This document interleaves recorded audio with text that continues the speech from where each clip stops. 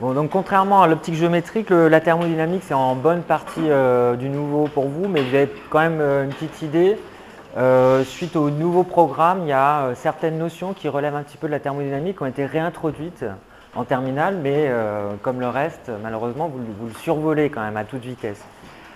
Alors, à votre avis, de quoi on va parler? Quelles sont les grandeurs qui jouent un rôle essentiel dans ce qu'on va appeler la thermodynamique? Ou est-ce que vous n'avez aucune idée de ce dont on peut parler dans ce sujet-là? Oui? On va parler d'ordre, de désordre. Ordre et désordre. Ah, très bien. Ah oui, alors c'est effectivement ça, je ne pensais pas qu'en terminale on n'a pas vu on ça. suggérait ça. Non, alors bon. C'est vrai, ordre et désordre, ça arrivera plus tard, pas tout de suite. Et sinon, qu'est-ce qui peut, à votre avis, être important? L'énergie interne, oui, très bien. Alors effectivement, voilà, ça va être un gros morceau. Le premier principe, bien comprendre ce qu'il y a dans l'énergie interne. Oui? Pardon? Le flux thermique, et précisément, alors c'est des mots compliqués, même à la limite ce que vous me donnez tous, mais pas les mots simples. Les mots simples, c'est quoi? La chaleur, voilà, la température. Hein. Donc c'est la grandeur centrale, hein, c'est la température. Hein, donc c'est les grandeurs importantes, si vous voulez.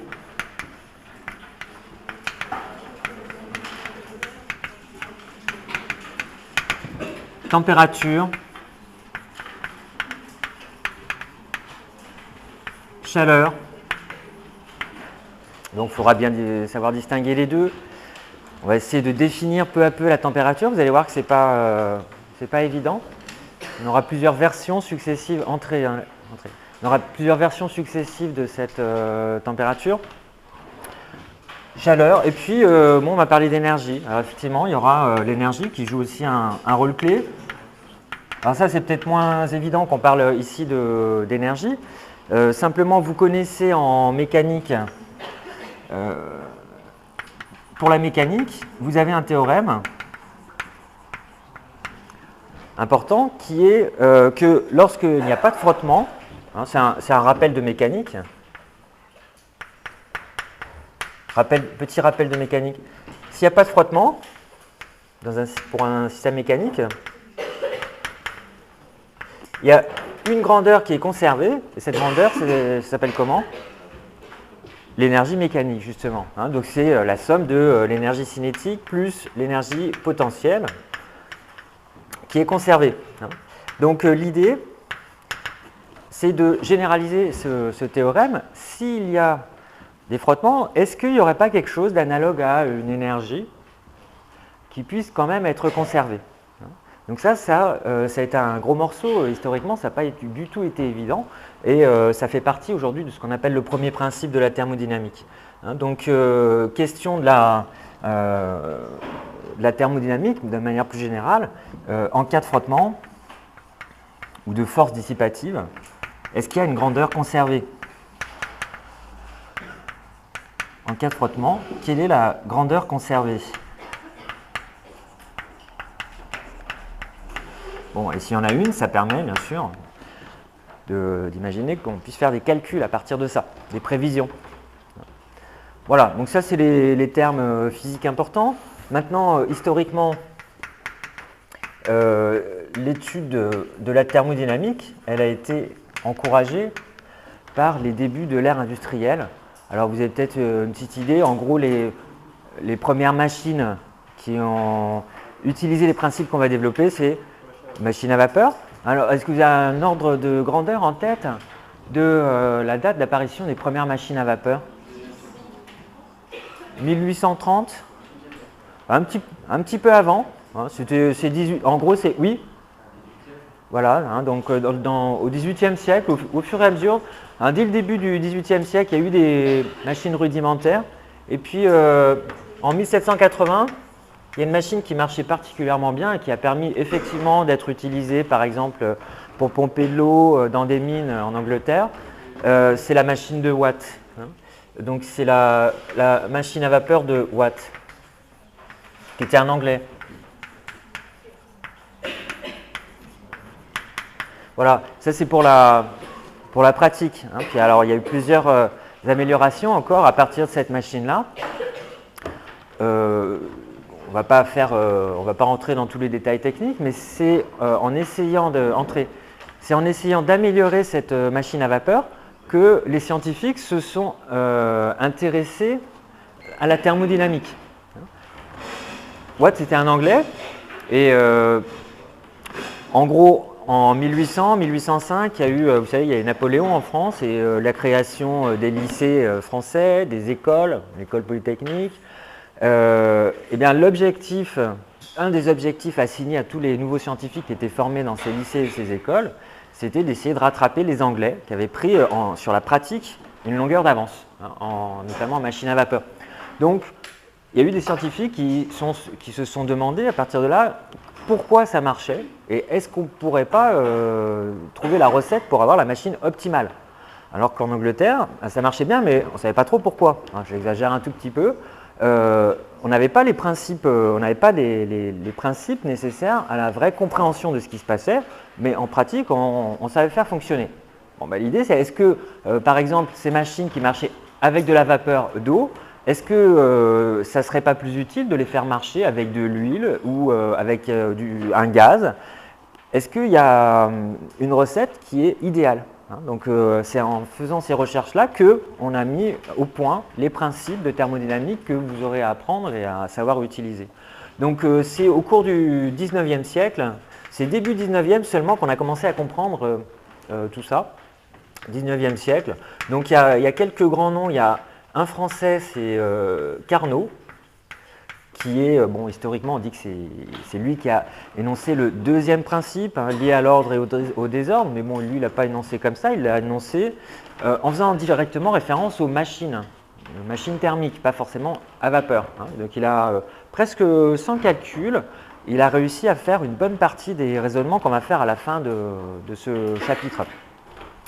Voilà, donc c'est Carnot. Bon, d'ailleurs, c'est la même famille de Place Carnot. Vous avez une Place Carnot à Nancy, c'est pas le même, mais bon, il y a plusieurs Carnot de la même famille qui ont fait des choses intéressantes.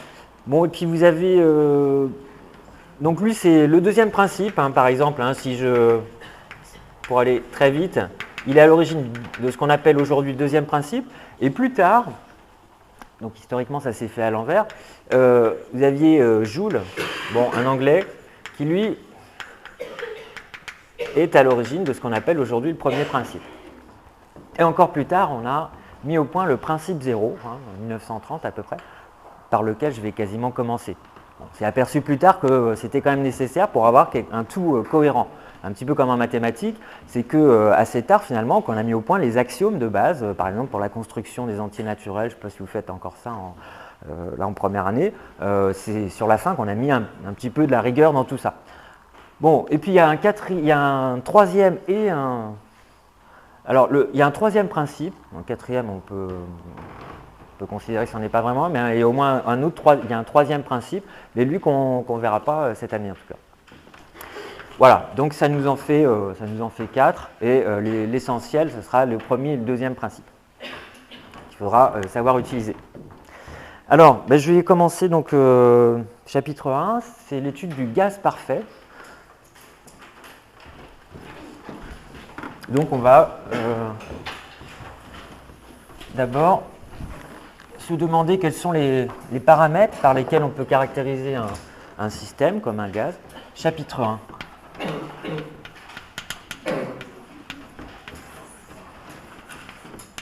Après cette petite introduction historique. Et donc gaz parfait.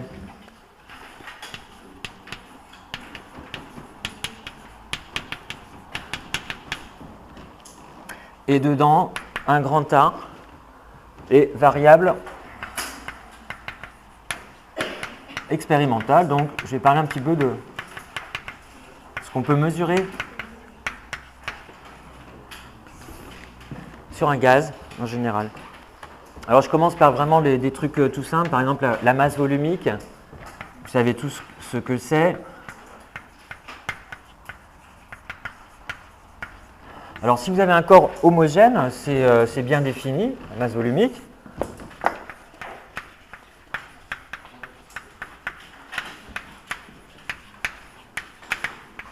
Bon, en général, on la note ρ parce que ρ c'est la lettre grecque pour R, comme rapport. Donc ρ, c'est, comme son nom l'indique, masse volumique, c'est la masse divisée par le volume. Bon, c'est bien défini partout, c'est la même partout, et quelle que soit la taille de la masse, de l'échantillon qu'on considère, si le corps est homogène. C'est moins évident pour un gaz, et justement c'est important de s'en rendre compte, parce qu'il y a un problème qui arrive pour toutes les variables qu'on va rencontrer en thermodynamique, notamment dans les gaz, c'est que au niveau microscopique, on sait depuis un peu plus de 100 ans, ça ne fait pas si longtemps finalement, que la matière est discontinue. Donc on a des petites particules qui sont soit des atomes, soit des molécules, etc. Jusqu'à la fin du 19e siècle, c'était ce qu'on appelait l'hypothèse atomique. On n'avait aucune certitude et il y avait encore des théories qui expliquaient tous les phénomènes expérimentaux avec un modèle continu. Alors, si on revient sur cette formule M sur V, qui est vraiment toute simple, bon, il faut se demander quand même si je prends un volume qui est tout petit, hein, ça j'ai fait, j'en ai représenté quelques-unes, mettons qu'on ait fait vraiment un grossissement important. Si je prends un volume comme ça, qui contient à l'instant donné où je fais la représentation qui ne contient que 2 molécules, bah, il y a quand même un petit problème. On va voir tout de suite dans un gaz, on peut comprendre les propriétés du gaz en disant que toutes les particules s'agitent de manière aléatoire, continuelle. Donc, si je définis ρ comme ça, bah, le problème c'est que dans ce petit volume que j'ai représenté, des fois il va y avoir une molécule, des fois 2, des fois 3, des fois 5, etc. Donc, il faut quand même être conscient qu'il y a une limite à ces grandeurs qu'on appelle grandeurs macroscopiques et sont à notre échelle. La limite, c'est que si on les prend trop petites, si on essaye de les appliquer à des morceaux microscopiques, ben, elles ne sont plus vraiment définies. On peut définir qu'une valeur moyenne sur un volume qui est suffisamment grand pour que la fluctuation relative du nombre de particules ne soit pas trop importante. Donc pour un volume microscopique comme ça, ρ n'est pas vraiment défini. ρ, mal défini, ou non défini, mal défini, pour un volume microscopique. Pour un volume, allez, je vais mettre trop petit. Trop petit. Ce n'est pas forcément vraiment microscopique parce que on va tout de suite donner des ordres de grandeur numériques pour la situation habituelle, pour l'air atmosphérique. Mais si un jour vous êtes confronté à des modèles d'astrophysique, mettons, dans l'espace interstellaire, vous avez environ une particule par centimètre cube. Donc c'est pas sur 1 cm3, vous ne pouvez pas non plus parler de masse volumique parce que ça fluctue.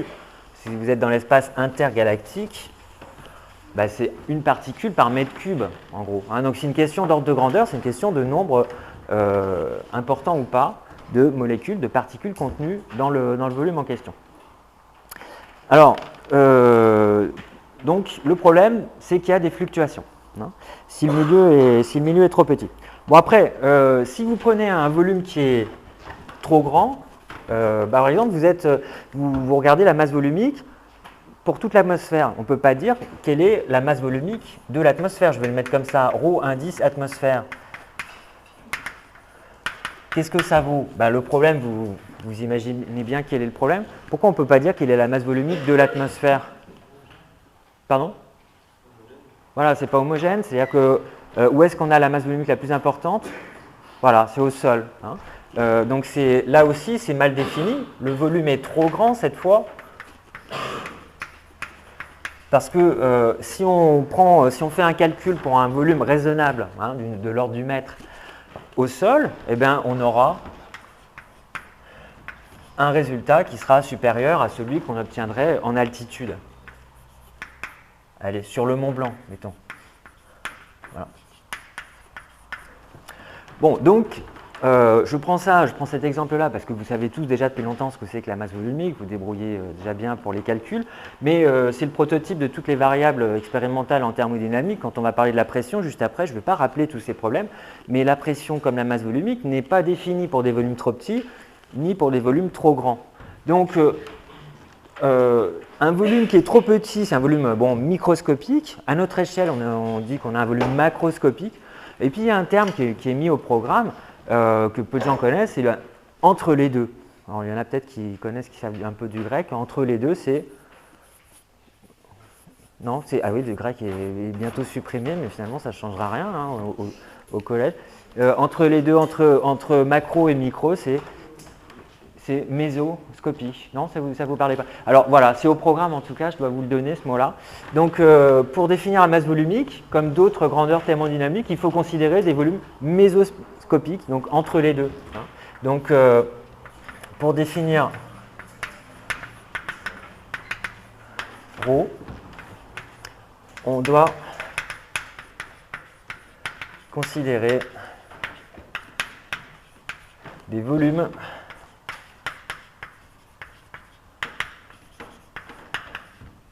mésoscopique. Voilà, mésoscopique. Bon. C'est explicitement dans le programme. Hein. Je ne dis pas que c'est important pour comprendre le reste de ce que je vais dire. Bon, la Mésopotamie, par exemple, c'est entre deux fleuves, hein, Tigre et l'Euphrate. Alors, pour les petits calculs, les exemples de calcul, j'en ai mis un dans les exercices que je viens de vous donner. Ils sont corrigés, c'est pareil, ils sont corrigés, tous ces exercices que vous avez. Donc, pour vous entraîner, hein, si vous avez un petit peu peur d'avoir oublié, par exemple, les calculs tout bêtes de masse volumique, de volume, quand on connaît la masse volumique, etc., eh ben, faites, par exemple, le premier exercice, il porte là-dessus. Hein, c'est vraiment tout bête. Voilà, c'est la masse volumique. Alors, la pression maintenant.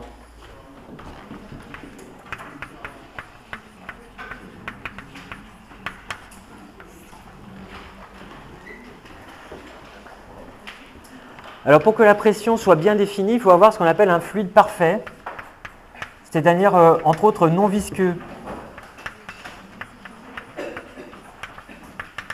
Voilà. Et nous, on va toujours prendre ce cas-là.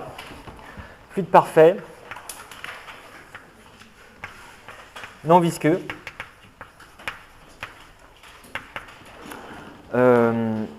On ne va pas s'intéresser uniquement au gaz. On peut faire de la thermodynamique avec les solides aussi. Mais après, c'est plus difficile de parler de pression quand on a des composantes de type visqueuse ou par exemple, prenez un cas un peu intermédiaire, un tas de sable.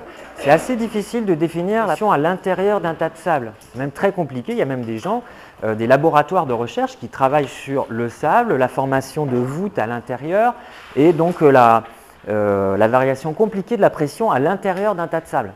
Hein, ça sert pour les travaux publics, etc. C'est très compliqué. D'ailleurs, Joule, dont j'ai parlé avant, a aussi travaillé sur les tas de sable avant. Il a fait plein de trucs. Alors nous, on va uniquement s'intéresser aux fluides non visqueux. Alors, exemple, l'air, hein, on va considérer que c'est un fluide non visqueux. L'eau, on va considérer que c'est un fluide non visqueux. Ce n'est pas tout à fait vrai, parce qu'on peut même quantifier la viscosité de l'eau. Mais on va négliger ces problèmes-là. Alors, dans ces cas-là, la pression, on va admettre que ça correspond à une force qui s'exerce toujours perpendiculairement aux parois. Alors, je vais faire un petit schéma. Bon, ça, je pense que vous le saviez. Les forces de pression ont une résultante qui est toujours perpendiculaire à la surface sur laquelle s'appuie donc le fluide. Alors, le petit dessin non visqueux. Donc, dans ce cas-là, je dis les forces de pression sont perpendiculaires aux parois. Voilà, je vais faire juste un petit dessin ici. Donc, si vous avez une paroi comme ça, et vous avez du fluide au-dessus, eh bien, il y a une force qui est exercée par le fluide sur le système qui est la paroi. Cette force, je la représente, voilà, par un vecteur force, bien sûr. Et ce que vous devez déjà savoir, c'est que cette force est toujours perpendiculaire à la paroi. C'est-à-dire que si je tourne, je reste toujours à la même hauteur, je tourne un petit peu la paroi, je l'oriente un petit peu à 45 degrés, ben la force de pression, elle est toujours perpendiculaire, elle reste perpendiculaire et si je n'ai pas changé la hauteur, si je n'ai pas changé le fluide, elle sera par contre de même norme. Hein, donc c'est hop, voilà, ça reste toujours perpendiculaire et indépendant de l'orientation.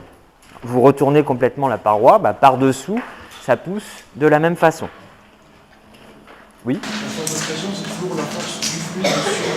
Voilà, donc on définit en mécanique, comme en mécanique, on définit d'abord le système, bon, on va dire que c'est la paroi et on s'intéresse à l'action du fluide environnant sur le système qui est le système mécanique en général rigide. Hein.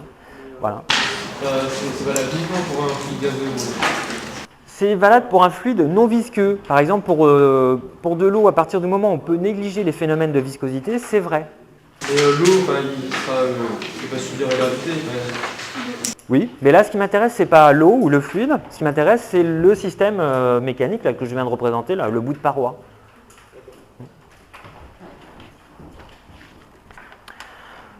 Alors, quantitativement, ce que vous devez savoir aussi, c'est que les forces de pression sont proportionnelles à la surface. Alors tout ça, on le retrouvera microscopiquement, on retrouvera son interprétation, mais pour l'instant, on le considère comme un fait expérimental. Et le coefficient de proportionnalité, c'est justement ce qu'on note la pression. Voilà.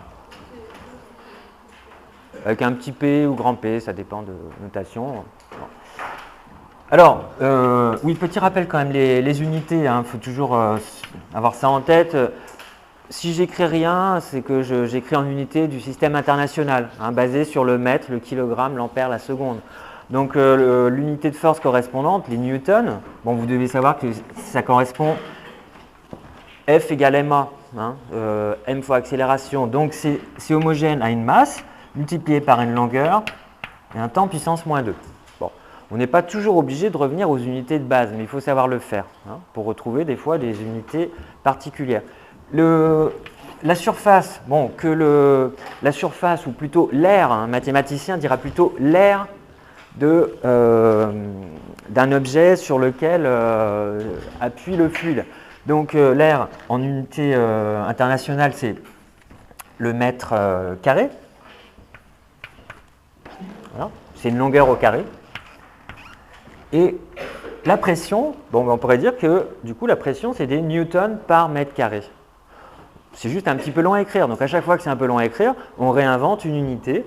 Et il se trouve que comme un des premiers physiciens qui a travaillé là-dessus, qui a bien compris l'origine de la pression, c'était Blaise Pascal, eh bien on a retenu cette unité-là, le Pascal. Donc la pression, elle s'écrit donc en newtons par mètre carré. Et ça, c'est pareil que le Pascal. Voilà, donc à l'époque, ça allait faire à la fois des maths, de la physique et de la philo. C'était connu pour les trois à la fois. Donc 1 Pascal, c'est 1 newton sur 1 mètre carré, par mètre carré. Alors, il y a des unités dérivées. Bon, le Pascal, alors je l'écris quand même, on le note donc 1 PA. Voilà. Au fait, à chaque fois qu'il y a une majuscule,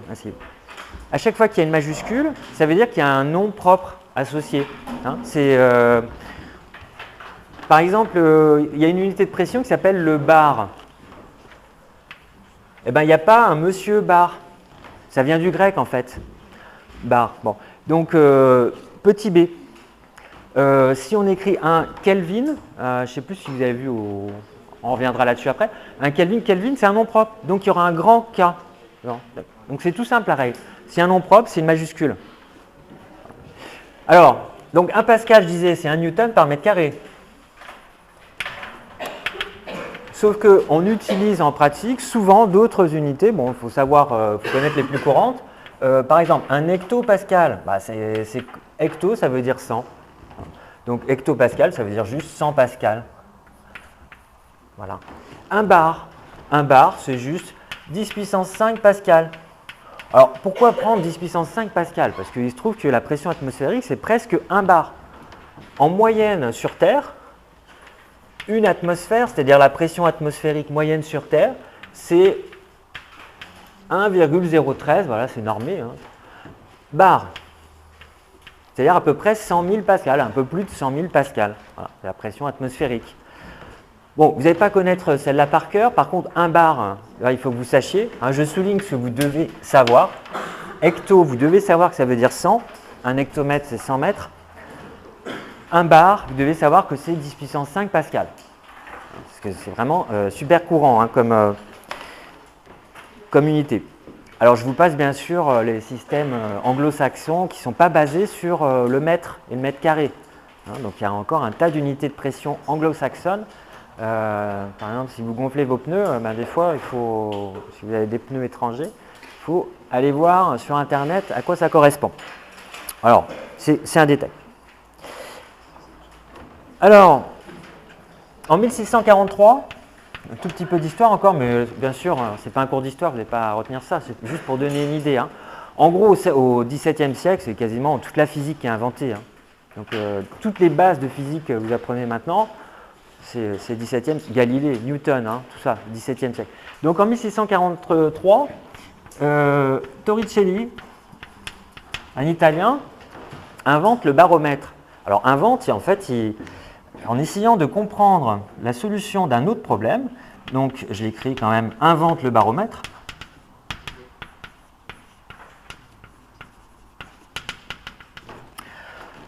Bon, il était à l'époque, donc il était à Florence, et dans cette ville, il y a des fontainiers qui essayaient de puiser de l'eau dans des puits qui étaient à plus de 10 mètres de profondeur. Ils se sont aperçus que ça ne marchait jamais, c'est-à-dire que si vous aviez votre puits, voilà, ici, vous essayez d'aspirer avec une pompe cette eau, voilà, et si vous aviez plus de 10 mètres de dénivelé, mettons 12 mètres, eh bien en aspirant du plus fort qu'on pouvait, on n'arrivait jamais à remonter l'eau. Donc il y avait un blocage assez bizarre de l'eau à peu près à 10 mètres, un petit peu au-dessus de 10 mètres, voilà, je mets environ 10 mètres, ça bloquait, ça ne voulait plus monter quoi qu'on fasse. Hein. Et donc personne ne comprenait ce qui se passait.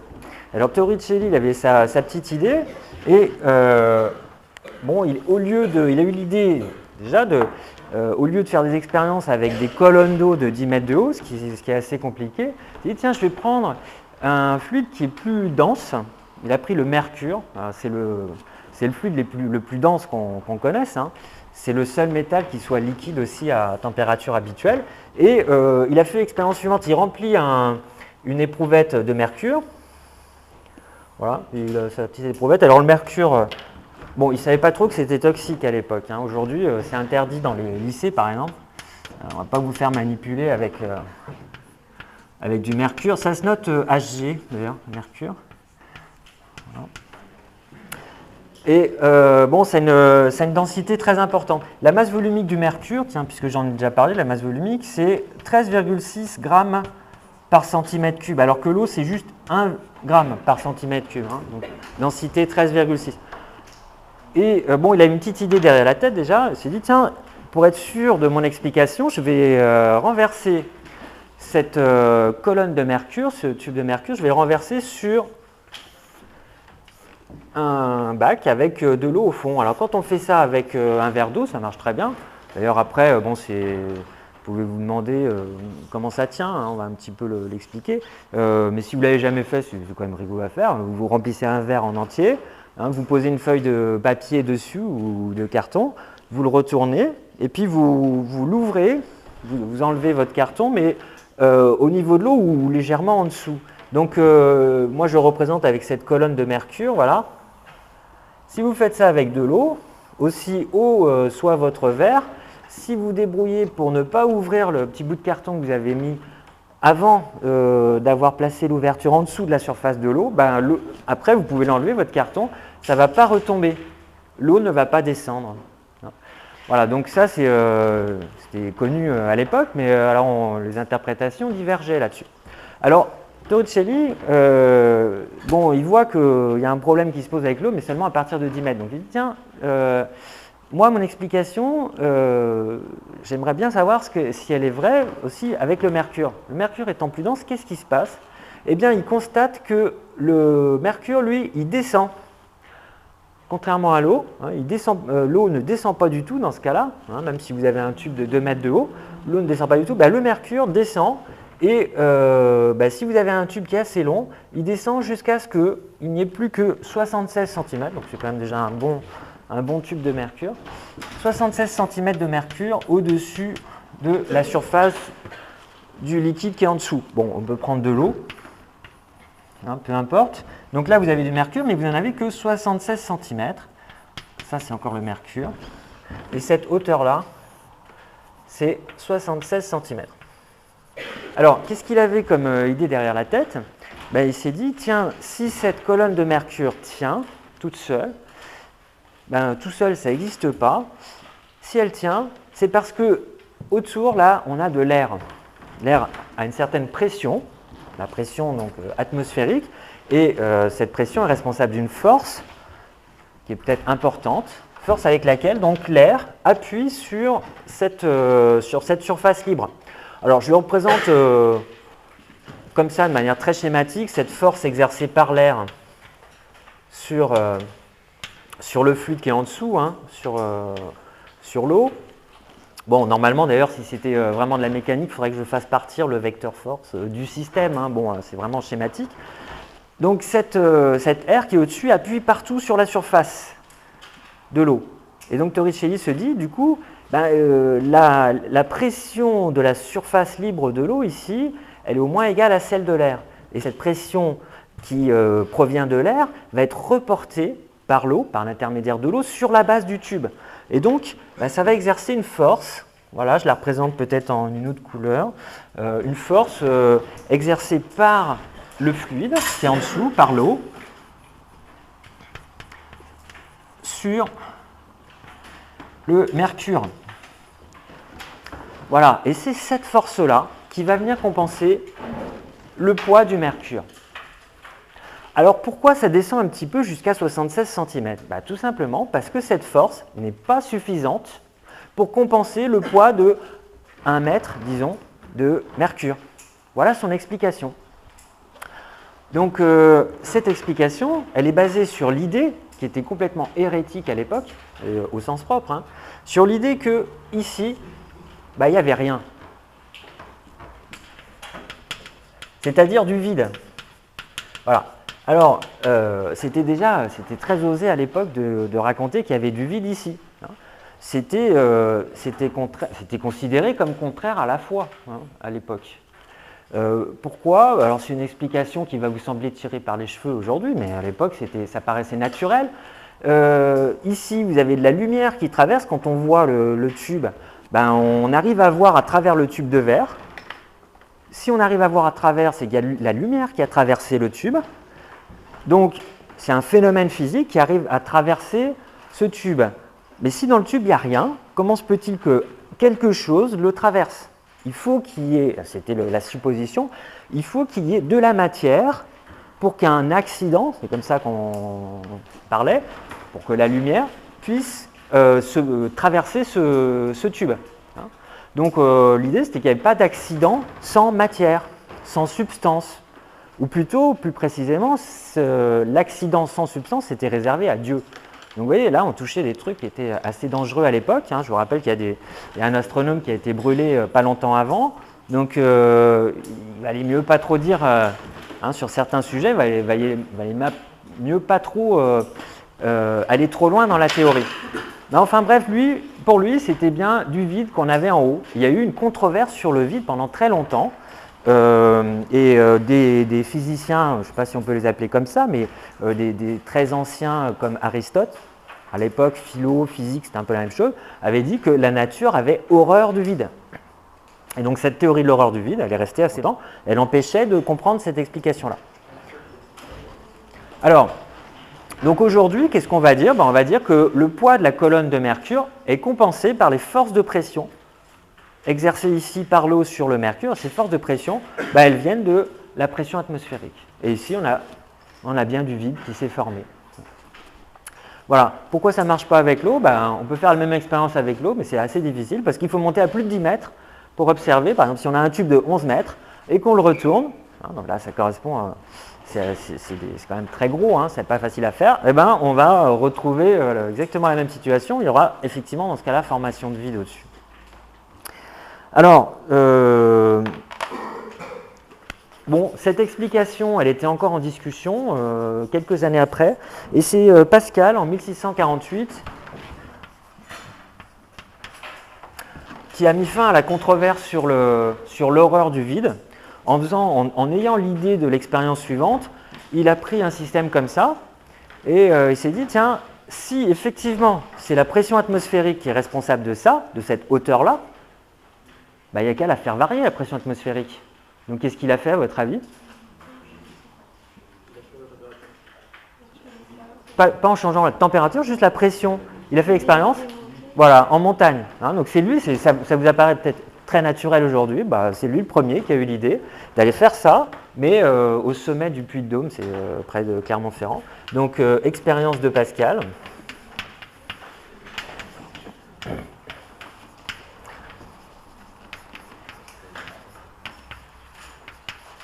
Je crois que ça s'écrit comme ça, Puy-de-Dôme. La Clermont-Ferrand, c'est la montagne la plus haute là-bas. S'il y en a qui sont de là-bas, ils peuvent me corriger. Je crois que c'est comme ça que ça s'écrit. Et donc, il a observé, effectivement, que cette hauteur ici variait. Hein, précisément, elle diminue quand on monte en altitude. Donc, la hauteur de Mercure, je vais la noter H Mercure, diminue avec l'altitude. Voilà. Bon, et après cette expérience et quelques échanges avec quelques ecclésiastiques qui restaient mordicus sur les anciennes interprétations, ça y est, c'en était fini de l'horreur du vide. Alors, après cette petite introduction historique, on rentre dans le calcul, dans le vif du sujet. Si on veut quantifier ces effets-là, on va établir une formule toute simple.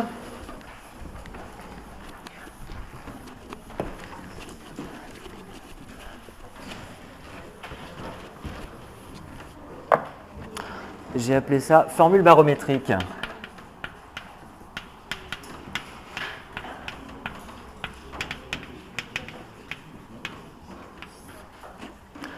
Alors, on va faire une expérience de pensée.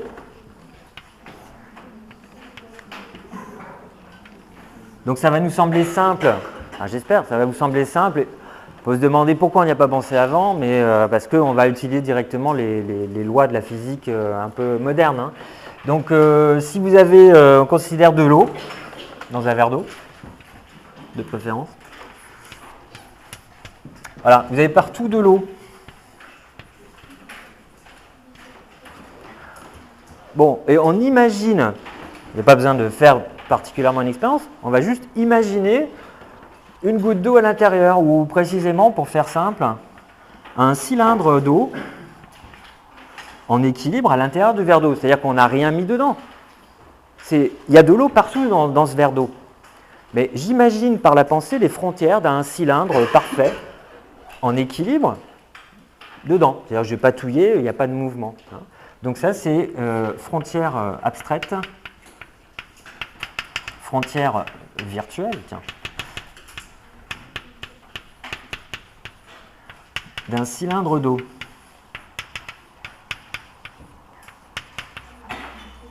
En équilibre. Alors, qui dit équilibre dit principe d'inertie, somme des forces est égale à 0. Je vous rappelle que la réciproque est fausse. Bon, donc ce cylindre, on écrit qu'il est en équilibre. C'est en équilibre, qu'est-ce que ça veut dire? Ça veut dire que la somme des forces appliquées par le fluide environnant sur ce cylindre, le fluide environnant, c'est de l'eau, parce qu'il n'y a que de l'eau partout. Donc, je suis en train de parler des forces exercées par l'eau qui est autour du cylindre sur l'eau qui est dans le cylindre. Et le cylindre, c'est juste de l'eau. Alors, ces forces, elles sont représentées comment? Là, encore une fois, je ne vais pas prendre la convention habituelle de la mécanique, parce qu'il faudrait que je fasse démarrer mes vecteurs force sur le cylindre lui-même. C'est un schéma trop petit pour ça. Alors, voilà, je représente de manière symbolique, ici, une force latérale, voilà, exercée par les quelques molécules d'eau qui sont juste à droite du cylindre, sur le cylindre. Bon, il y en a des deux côtés. Alors, réglons le cas des forces latérales tout de suite. Qu'est-ce qu'on peut dire, à votre avis, de la somme des forces latérales exercées sur ce cylindre? Voilà, c'est forcément nul.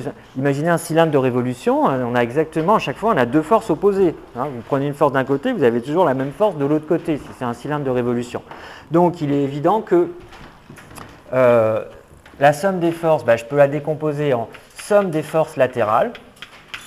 Ça, c'est 0 par symétrie.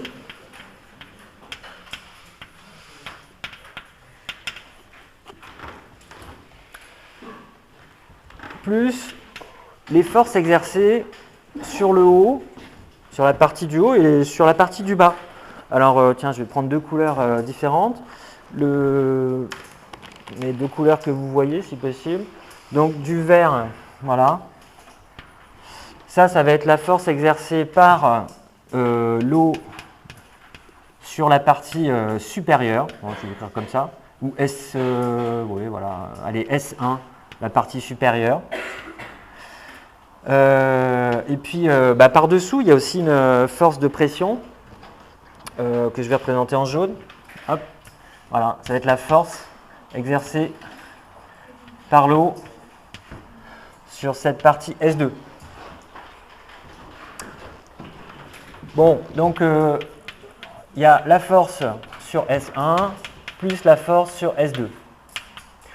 Bon, maintenant, si je veux parler de l'équilibre de ce cylindre d'eau, il y a quand même une force dont je n'ai pas parlé et que je n'ai pas représentée sur le schéma, c'est le poids. Inévitablement, il y a quand même, c'est pas parce qu'on est dans l'eau que la colonne d'eau à l'intérieur n'a plus de poids.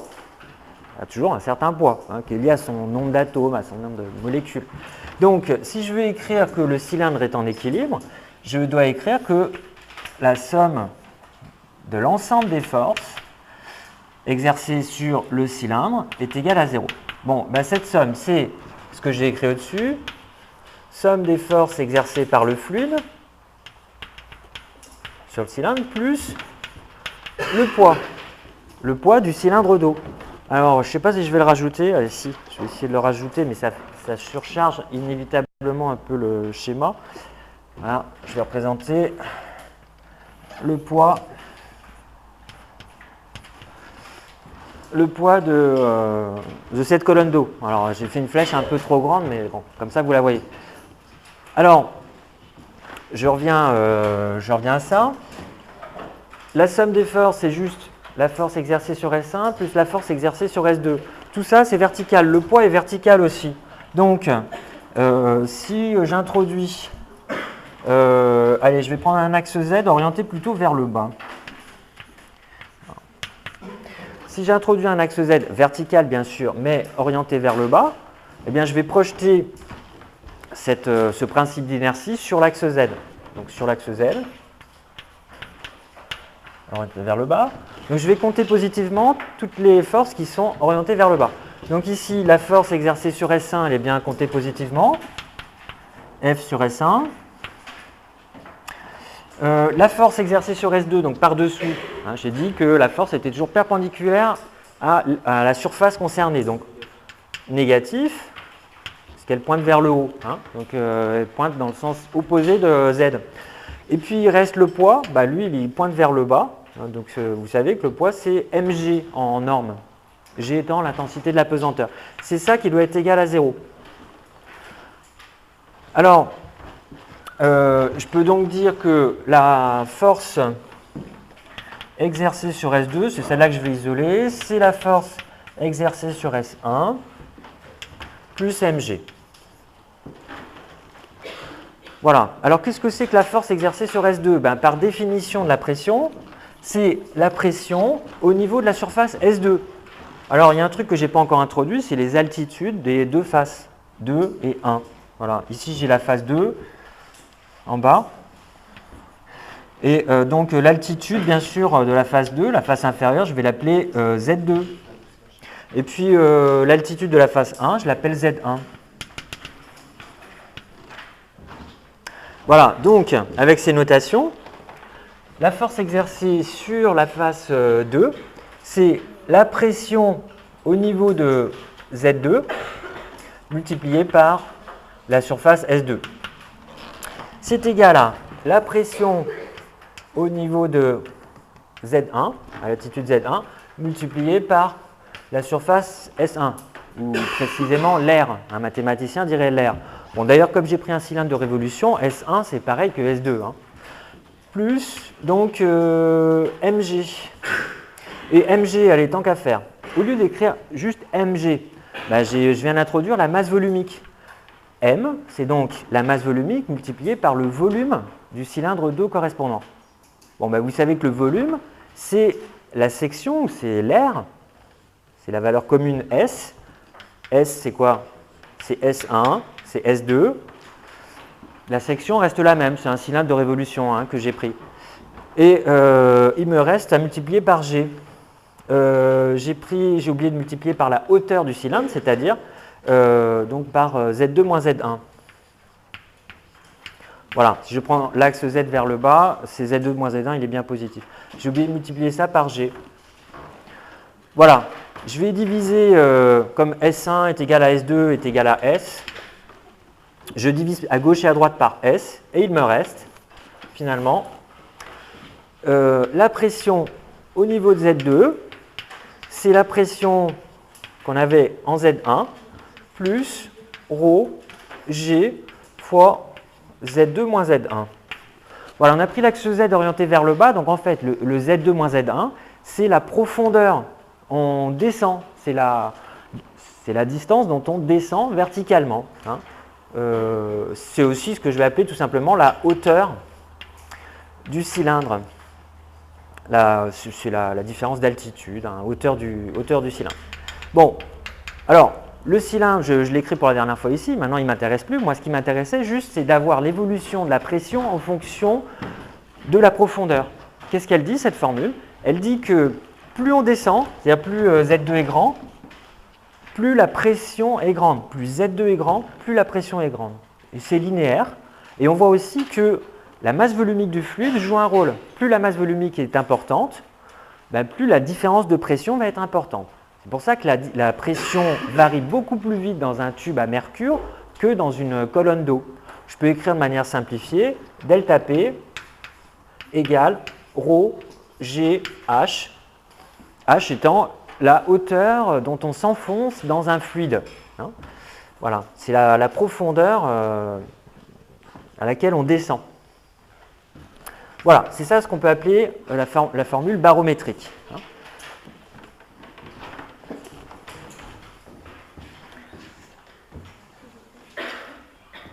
Alors, exemple, avec un tube en mercure, on applique tout de suite.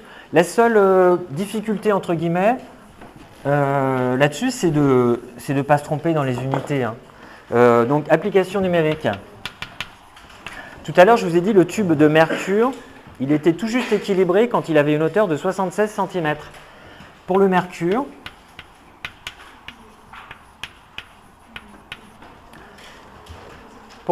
ben, on a ρ est égal à 13,6 grammes par centimètre cube. Et à l'équilibre, dans l'expérience du baromètre,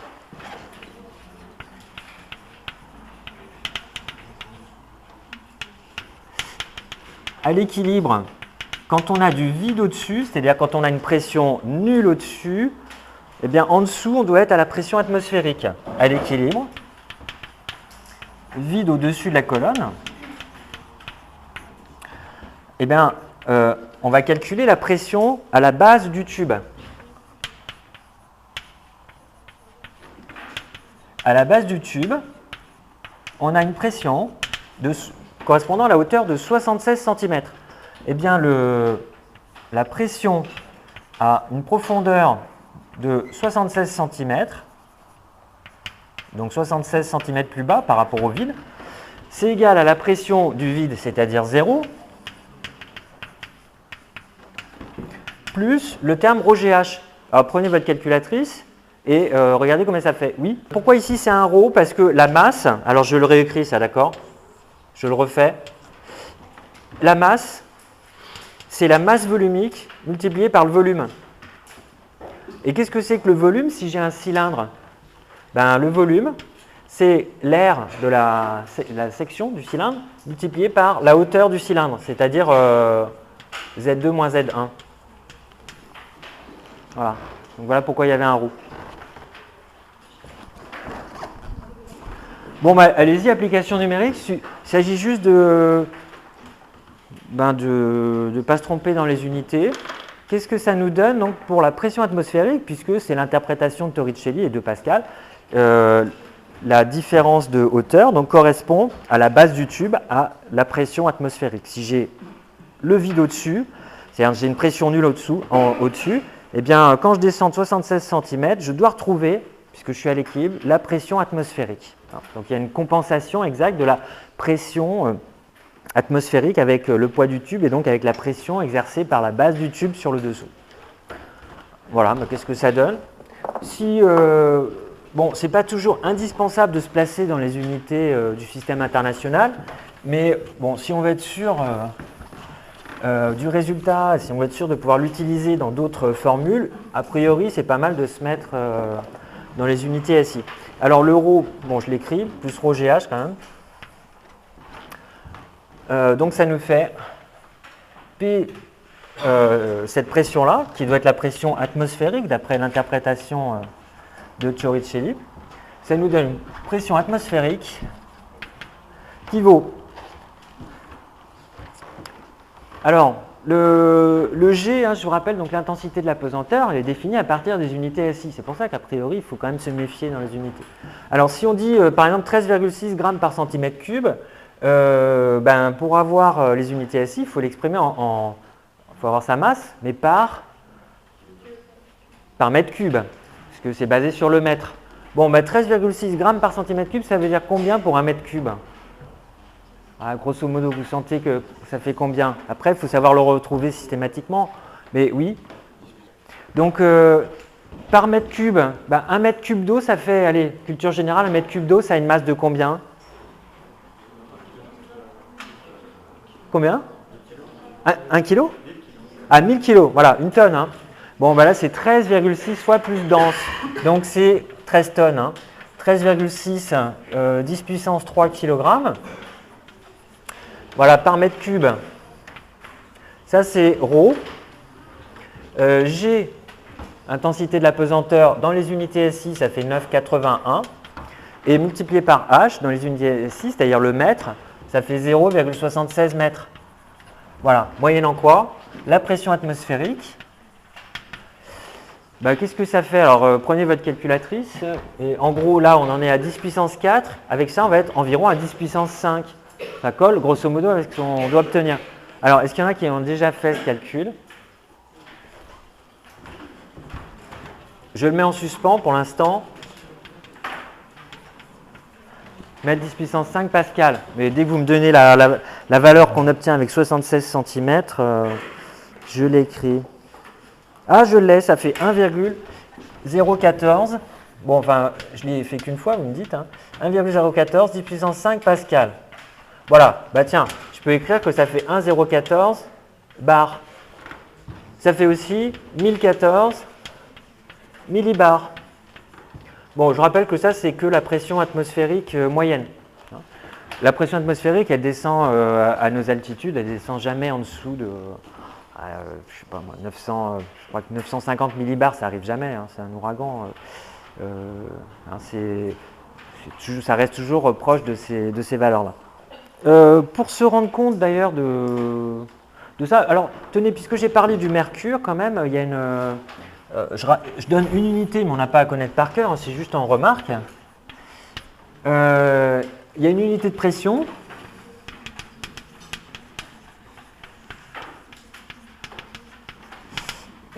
C'est ce qu'on appelle le torr, hein, comme Torricelli.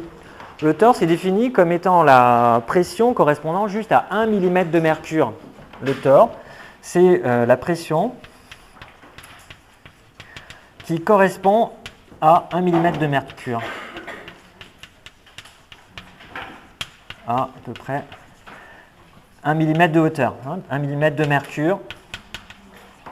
Bon, bah, vous pouvez vérifier en refaisant ce petit calcul, sinon c'est juste une autre application numérique, que ça fait un peu plus d'une centaine de pascal. Donc ça nous fait un torr à peu près égal à 135 pascal.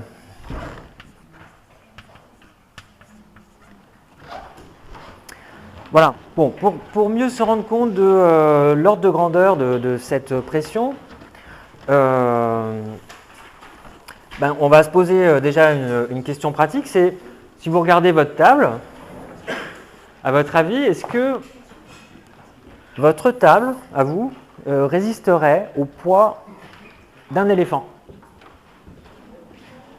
On fait monter un éléphant dessus, je mets en remarque, hein. La masse d'un éléphant, vous avez une petite idée de...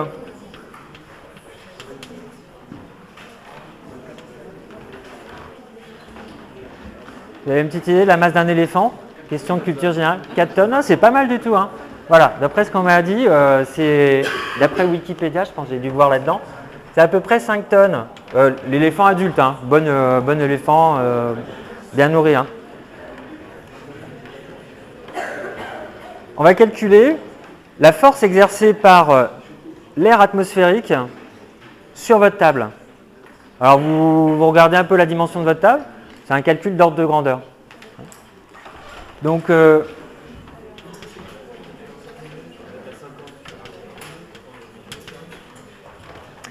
force exercée par l'air atmosphérique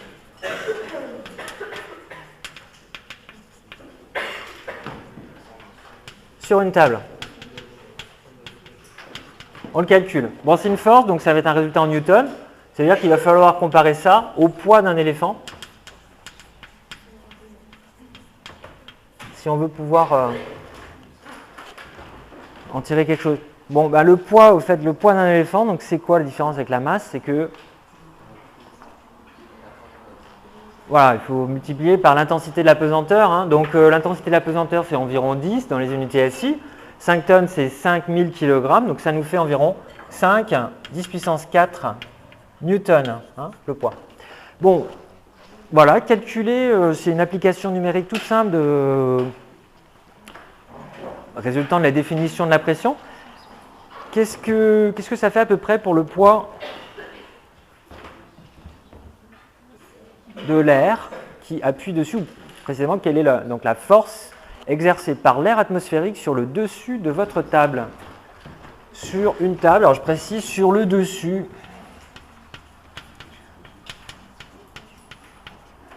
Sur le dessus d'une table. Voilà, ben vous regardez votre table, vous dites, grosso modo, un physicien il doit dire, bon voilà, ça fait temps sur temps à peu près, et on y va, calcul, ordre de grandeur. Après, il y a les unités auxquelles il faut faire attention, bien sûr. Qu'est-ce que ça fait?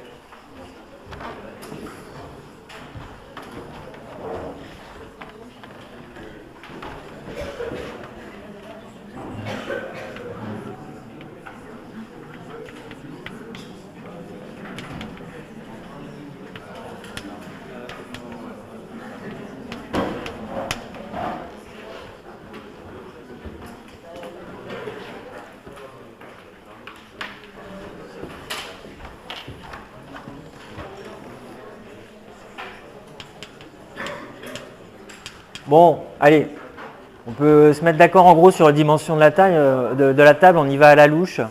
Ça fait 1 mètre fois quoi? 50 cm peut-être, oui. Hein. Allez, c'est pas, ça ne va pas changer l'ordre de grandeur, hein. 1 mètre fois 50 cm. Voilà.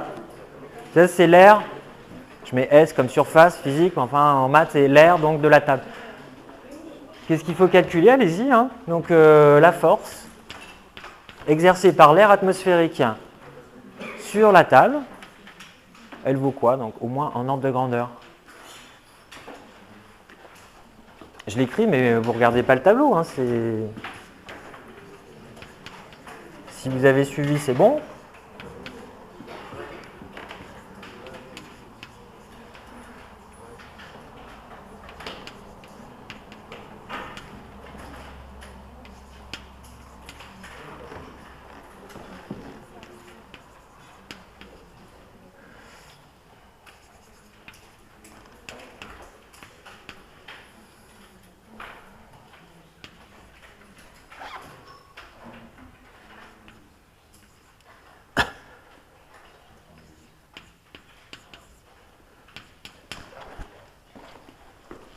Voilà, vous allez le trouver à peu près comme moi. 5 10 puissance 4 newtons, c'est-à-dire à peu près le poids d'un éléphant. Voilà. Donc, si on veut répondre du tac au tac, effectivement, il n'y a pas besoin de faire rentrer l'éléphant, il ne rentre pas, là ça va. Il n'y a pas besoin de le faire rentrer. On sait d'avance que votre table résiste au poids d'un éléphant. Oui. Alors oui, on peut effectivement, l'intérêt c'est de continuer. Qu'est-ce qu'on peut critiquer là dans ce que je viens de dire? Oui. Le problème c'est que si on met l'éléphant, les 5 10 puissance 4 newtons qui sont là, ils seront toujours là. Ils seront toujours là, oui. Oui, ils seront là en plus, effectivement. Mais même directement, est-ce qu'il n'y a pas quelque chose de critiquable quand je dis c'est la force exercée sur la table? Alors, ce n'est pas uniforme, il y a quand même une table qui est bien plane. Mais imaginez qu'il n'y ait que cette force-là. Il y a le poids de la table, hein, et il est assez négligeable devant ce qu'on vient de calculer. Oui, Terence? Voilà. Terence, il a trouvé le point essentiel, c'est qu'il y a quand même de l'atmosphère, de l'air sous la table, et que par-dessous la table, puisque la force de pression est toujours orientée perpendiculairement à l'air de l'objet, eh bien, à la surface de l'objet en question, par-dessous la table, il y a la même force qui est exercée. Autrement dit, ces deux forces se compensent. C'est pour ça que la table résiste. Mais si on arrivait à faire le vide par-dessous, tout se passe comme si on rajoutait après un éléphant. Donc là, votre table, il est clair, même si vous n'avez pas encore fait beaucoup de résistance des matériaux, ça ne résiste pas un dixième de seconde. Donc voilà, il ne faut pas oublier que si on vous demande la force totale exercée sur un objet comme ça, sur un objet plan, les deux forces exercées par-dessus et par-dessous se compensent. Je le mets quand même en remarque.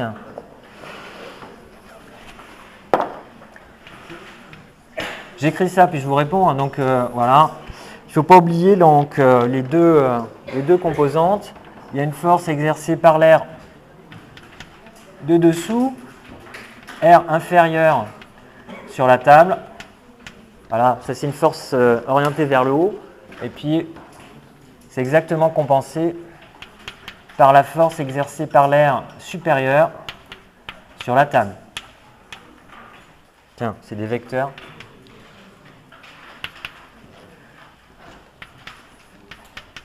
Somme des forces est égale à 0.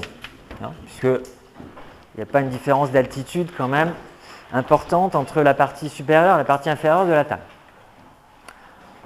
Oui, il y avait une question là-dessus ou pas? Oui. Les implosions qu'on peut avoir dans les citernes, c'est dû à ça? C'est dû à une différence de pression entre l'extérieur et l'intérieur Dans des citernes, des implosions, vous dites? On a la citerne qui se condense, enfin qui se... et vous pensez à quoi, par exemple? Les camions citernes qui sont pleins de gaz, en général, s'il y a une erreur de... Enfin, je me demande si c'est dû à ça ou... Si vous avez un camion citerne qui est plein de gaz et qui a par exemple une étincelle, un déclenchement d'une réaction chimique, vous avez une explosion, pas une implosion dans ce cas-là. Et on va dire peut-être une citerne remplie à vide. Alors, justement, on ne va pas mettre de vide dedans, mais on peut, dans certains cas, par exemple, vous avez peut-être vu une expérience toute simple à faire si vous voulez vous ennuyer un petit peu chez vous. Prenez une canette de coca, vous rajoutez juste 2 mm d'eau au fond, vous l'avez vidé, vous mettez juste 2 mm d'eau et vous faites chauffer ça sur un brûleur. Alors bien sûr avec une pince en bois, quelque chose comme ça. Et puis donc quand ça s'est bien vaporisé, donc quand la vapeur d'eau a pris tout le volume, vous la retournez, vous retournez l'ouverture sur une surface froide. La vapeur d'eau va se condenser très rapidement sur la surface froide, il va rester que du vide à l'intérieur de la canette. Et là la canette pour le coup elle implose, donc elle se contracte violemment. Et ça, c'est dû à la pression atmosphérique. C'est l'air extérieur qui travaille. Voilà. Voilà, qui n'est plus compensé. Donc ça, c'est l'origine, d'ailleurs, c'est l'idée de base des premières machines à vapeur. Alors, ça, c'était la pression. Allez, j'attaque un petit peu la température. Alors, la température, c'est moins intuitif, c'est plus abstrait que ce qu'on a fait jusque-là. je vais donc juste pouvoir en donner une première version. Il y en aura au moins 3 des versions différentes qui sont de plus en plus rigoureuses. Donc c'est petit 3 ou grand 3, je ne sais plus ce que j'ai écrit. Je vais mettre 3. Température.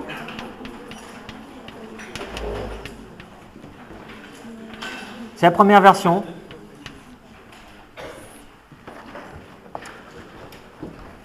On va définir une température de manière expérimentale.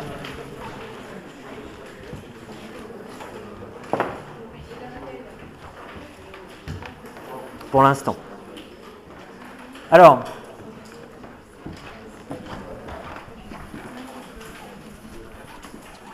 pour définir la température, il faut déjà que je puisse définir expérimentalement le fait que 2 corps ont la même température.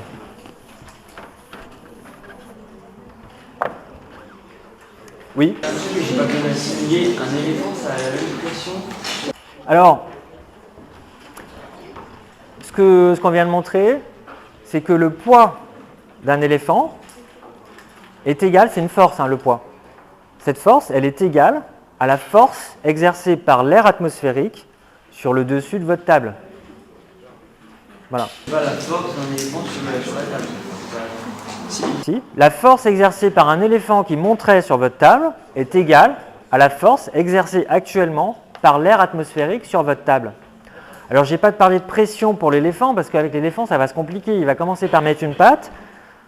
Si on arrive à le faire tenir dessus 1 centième de seconde à peu près, il va mettre 4 pattes et il ne va pas les répartir uniformément sur la table. Donc, je n'ai pas commencé à parler de la pression exercée par l'éléphant sur la table qui peut être localement encore beaucoup plus importante que ça. Alors, première idée de température. Il faut définir quand 2 corps sont à la même température. Donc, égalité de 2 températures.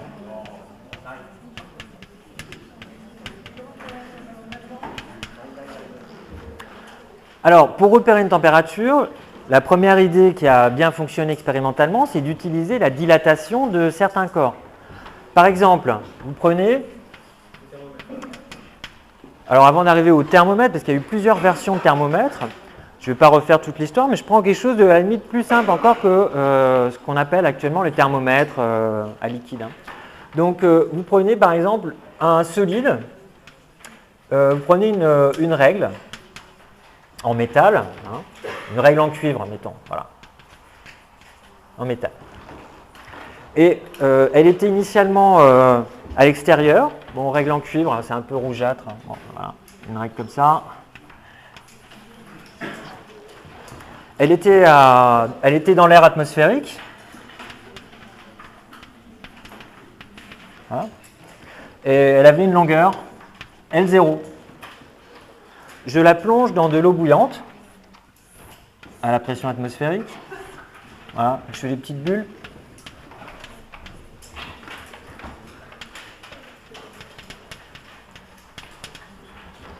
De l'eau chaude, hein. Bon, bouillante, c'est un avantage sur lequel j'insisterai tout à l'heure, c'est que c'est bien défini. Hein. À la pression atmosphérique, ça correspond bien à ce qu'on appellera une température. Alors, je plonge cette règle dans l'eau bouillante. Qu'est-ce qui va se passer si je mesure très précisément sa longueur une fois qu'elle est dans l'eau?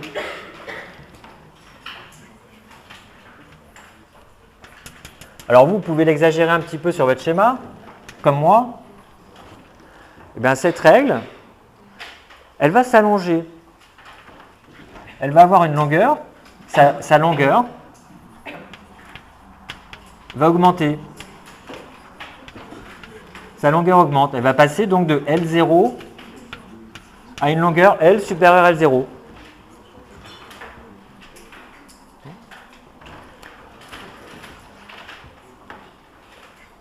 Alors, elle va augmenter au moment où cette longueur va s'équilibrer. Ben, je vais dire, donc, lorsque sa longueur n'évolue plus,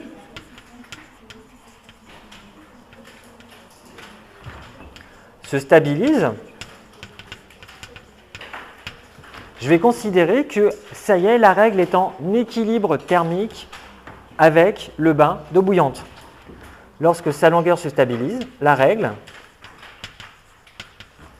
est en équilibre thermique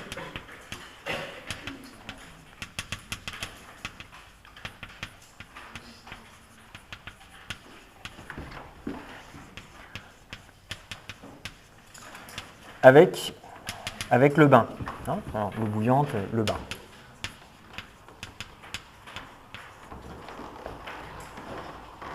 Voilà, premier mot. Alors je prends ce cas-là parce que dans une règle, on ne voit pas tellement de choses qui pourraient varier en dehors de ça. Si on prend un gaz, c'est déjà un petit peu plus compliqué. Alors, si on veut introduire la température, déjà de manière expérimentale, on va dire dans ce cas-là que, alors, la température de la règle, dans cet état-là d'équilibre, hein, est égale à la température du bain. Bon, ici, la température de l'eau bouillante. Voilà, on le pose comme définition en fait. On va définir, il faut bien partir de quelque chose, on va définir la température de la règle comme étant celle du bain. C'est dans cette situation-là qu'on va dire elles ont la même température, sans avoir vraiment défini de manière générale la température. Alors bien sûr, cette égalité n'a de sens que si, avec une autre règle, j'obtiens un équilibre. Si on prend une deuxième règle, si on prend une deuxième règle qui subit le même traitement,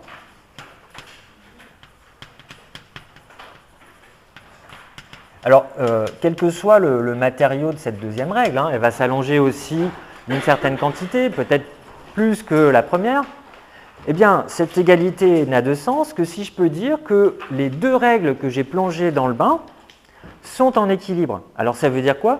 Subit le deuxième traitement, eh bien ces deux règles sont alors en équilibre.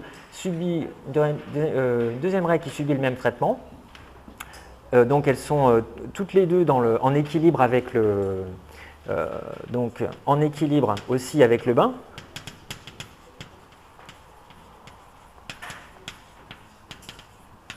Alors, il faut pouvoir considérer que les deux règles sont en équilibre entre elles.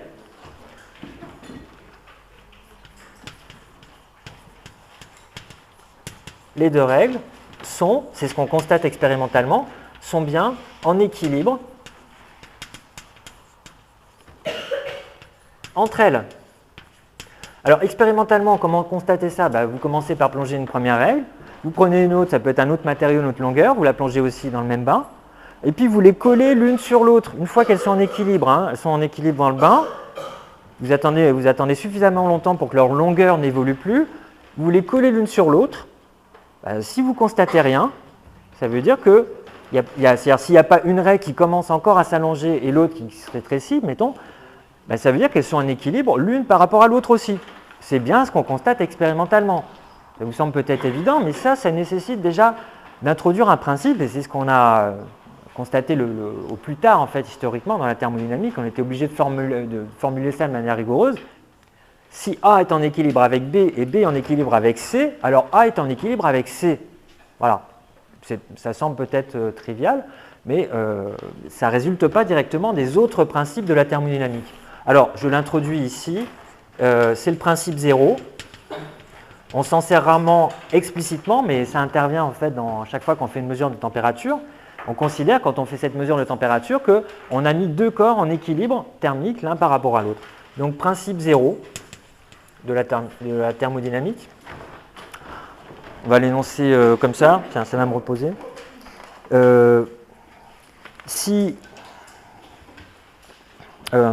Principe 0. Il n'y a même pas de si. Deux systèmes en équilibre avec un même troisième sont en équilibre entre eux. Mathématiquement, si on veut l'écrire rapidement, vous voyez avec les règles, si je dis que la température de la règle 1, c'est la température du bain, parce que je l'ai plongé dans le bain, sa longueur n'évolue plus. Je fais la même chose avec une règle 2. La température de la règle 2, ça doit être aussi égal à la température du bain. Ceci n'a de sens que si la température de la règle 1 peut être posé égal à la température de la règle 2. Voilà. Donc, ce principe 0 est absolument nécessaire pour pouvoir parler d'égalité de température. C'est la première étape. Alors, comme vous le savez, on n'utilise pas pour repérer les températures des règles. Aujourd'hui, on utilise, alors pas tellement du mercure, comme je l'ai entendu juste avant, parce que le mercure, c'est toxique, donc c'est quasiment banni. Je ne sais même pas si c'est autorisé aujourd'hui de fabriquer encore des thermomètres à mercure. On a tendance à remplacer par de l'alcool coloré, par exemple, des choses moins nocives. Si ça vous arrive chez vous, vous avez par exemple un baromètre à mercure qui est cassé, surtout, le premier réflexe, c'est de ventiler la pièce, parce que c'est cancérigène. C'est vraiment des cochonneries, le mercure. Alors, principe donc du thermomètre à mercure. De manière générale, dans un thermomètre, donc, avec un thermomètre, on repère la température en mesurant une longueur, en mesurant en fait la dilatation. De manière générale, on repère une dilatation. Donc, l'idée, c'est l'idée de n'importe quel thermomètre, c'est l'évolution, ça consiste à repérer l'évolution d'une longueur en fonction de la température. Alors, je vais noter petit t, bon, malheureusement, température et temps, ça commence par la même lettre, mais pour l'instant, on ne s'occupe pas trop du temps dans ce début de chapitre. Donc là, je vais noter ça, le petit t, température. Et je ne vais pas le noter grand T comme vous l'avez peut-être vu dans d'autres livres, parce que grand T, je vais le réserver à une autre version de la température. On en est à la version 1.0. Donc, cas du thermomètre à mercure, le principe, c'est de prendre un tube très fin. Alors, pas trop non plus, parce que sinon, on a des problèmes de capillarité. On a un tube très fin, puis on a un réservoir en dessous, et tout ça, ça contient donc du mercure. Voilà. Puis ça peut être fermé par-dessus. Hop. J'ai du mercure, donc si je le place, je le fais encore un peu plus haut pour pouvoir monter la température. Et je mets la surface un peu plus bas. Voilà. Donc j'ai du mercure là, en dessous de ce niveau-là. Je fais du mercure vert. Voilà, vous avez un tube de verre très fin, capillaire, dans du mercure. Bon, je plonge ce mercure dans un bain. Je plonge ce système là dans un bain. Mettons d'abord un bain froid. Alors, pour bien définir ces températures de référence, on a constaté il y a longtemps, historiquement, que c'était utile d'avoir ce qu'on appelait des points fixes. On avait remarqué que partout où on faisait l'expérience, deux récipients qui contiennent de la glace fondante sont dans le même état thermique. C'est-à-dire qu'on les colle l'un sur l'autre, il n'y a pas d'échange, il n'y a pas de transformation de l'un par rapport à l'autre. Donc, la température de la glace fondante, elle est bien définie partout. Donc, si on prend des petits blocs, et voilà, je dessine des petits glaçons qu'on a mis dans le récipient, tant que ces glaçons sont là, l'état du système, on peut dire qu'il est à la température de la glace fondante. Si le mercure à sa hauteur, si la hauteur de colonne du mercure n'évolue plus, on va considérer qu'il a atteint son équilibre thermique par rapport à la glace fondante. C'est-à-dire au mélange eau-glace. Bon, eh bien, dans ce cas-là, on peut définir le 0 degré, l'état de... On peut définir la température correspondant à cet état-là, à ce point fixe. On peut le définir en repérant ici le niveau, je l'ai mal écrit, puis en rouge, vous ne voyez rien au fond. Donc, en repérant cette hauteur-là, on va dire que quand le mercure arrive à cette hauteur-là, s'il est plongé dans un récipient où il y a n'importe quoi, ce qu'on veut, s'il est plongé dans un récipient qu'il a atteint son équilibre thermique et que sa hauteur arrive ici, on sera toujours à 0 degré. Ça va définir le 0. Bon, autre point fixe facile à réaliser, c'est l'eau bouillante. Bon, aussi à pression atmosphérique. Parce qu'après, on verra un petit peu, on va voir les subtilités. Ça peut dépendre aussi, ces températures-là, de fusion et d'ébullition, ça peut dépendre légèrement aussi de la température, de la pression. Alors, voilà, je prends je prends de l'eau bouillante maintenant.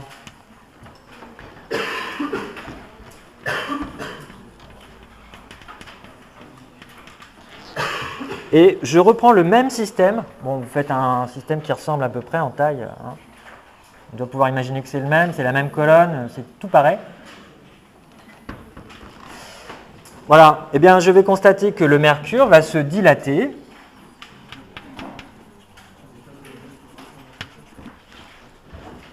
Et quand il aura atteint son équilibre, de nouveau, ben, je vais dire que 100 degrés, par définition, c'est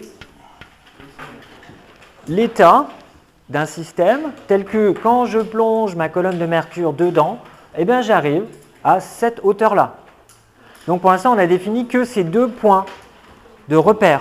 On ne fait que repérer deux températures correspondant à deux points fixes faciles à établir. Oui. Une question affine. Alors voilà, la question qui se pose évidemment, c'est que va-t-on faire des niveaux, des hauteurs intermédiaires? Voilà.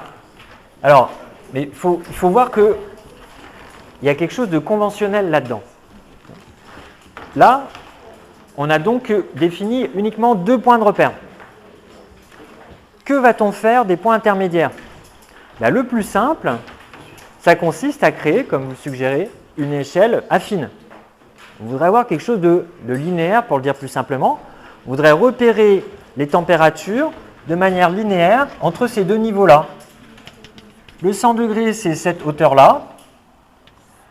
Le 0, c'est ici. Là, on a monté de plus 100 degrés. Ben, on va dire que si la hauteur de mercure elle arrive au milieu, ça va définir le 50 degrés. Implicitement, on est en train d'utiliser une échelle linéaire avec ça. J'ai presque fini là-dessus. Donc, si on divise cet intervalle de hauteur en 100 graduations, espacées régulièrement, de manière affine, on va obtenir ce qu'on appelle une échelle centésimale de température. Donc le principe, c'est le principe de l'échelle centésimale de température.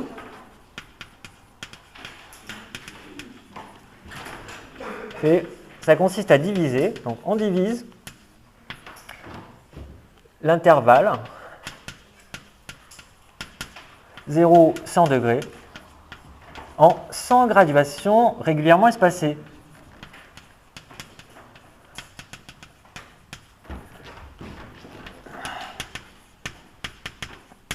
Allez, je mets régulière pour aller plus vite. Bon, donc ça veut dire que la température correspondant à une hauteur donnée, ben on peut l'écrire comme ça. Si c'est une fonction affine, on peut toujours écrire que c'est h moins h0. H0, ça sera quoi? Ça sera la hauteur correspondant au 0 degré. Donc là, on est arrivé à h0. En haut, on va dire qu'on est à la hauteur correspondant à 100 degrés. Je vais l'appeler h100 divisé par h100 moins h0. Alors, si ça ne vous semble pas évident ce que je viens d'écrire, ben, regardez après coup, il s'agit bien d'une fonction affine qui relie la température et la hauteur. Pourquoi? Ben, parce que tout ça, c'est des constantes. Donc, il y a un facteur constant devant le h, c'est 1 sur h100 moins h0. C'est bien une fonction affine et en plus, ça marche pour deux points particuliers. Si vous prenez… tiens, je dis que ça marche, mais j'ai oublié un terme. Si vous dites que h c'est h100, correspondant à 100 degrés, ben on doit avoir h100 moins h0 sur h100 moins h0, ça fait 1. Donc je multiplie par 100, ce truc-là. Si je prends l'autre point à 0 degré, j'ai ici h0 moins h0, ça va me donner 0 degré. Voilà.